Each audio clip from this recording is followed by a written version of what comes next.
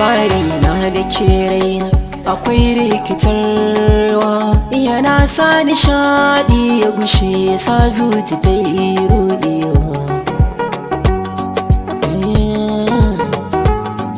Abin tsoro ce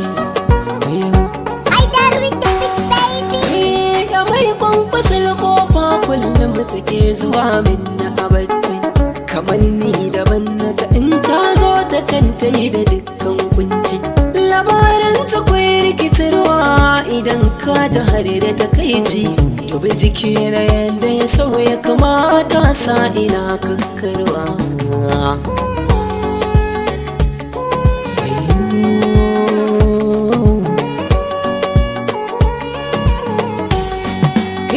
Farin ciki na ni dai ita ce take bani kauna zalla, tana shi yadda ɗan girki inda ya ci shi kare na yi kwalla, tana kewayawa tare da ni mu je kora man so jimila.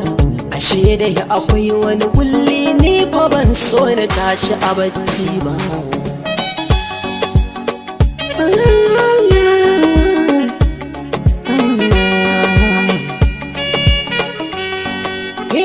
A kwana a tashi muna girma mun hau dausayi da wanata, cikin martaba da kulawar so ta nai minni dukkan gata.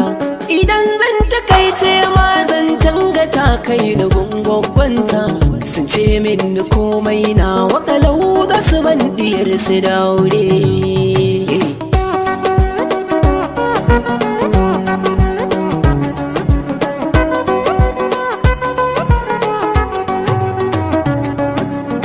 Takaicin da zuci take fama da shi sai gari ya waye, duba gabas sama ko kasa ko ina nai kamar dan maye. Ba zan ganta ba sai nai kwana kwatsam sai in ganta tsaye, tana ce da ni ta zaune zaman jira na ban zo da wuri ba.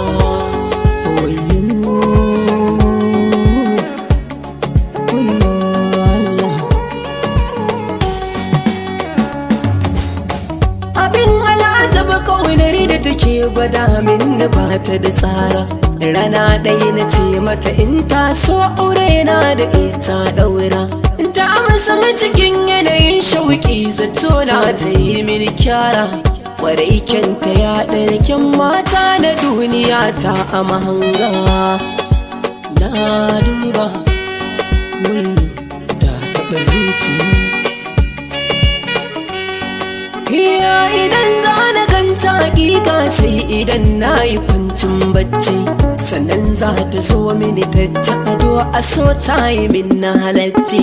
Gani na da ita ido buɗe na je kasuwa da maraice, hana rantsuwa ita ce na gani amma ga miji ga 'ya'ya.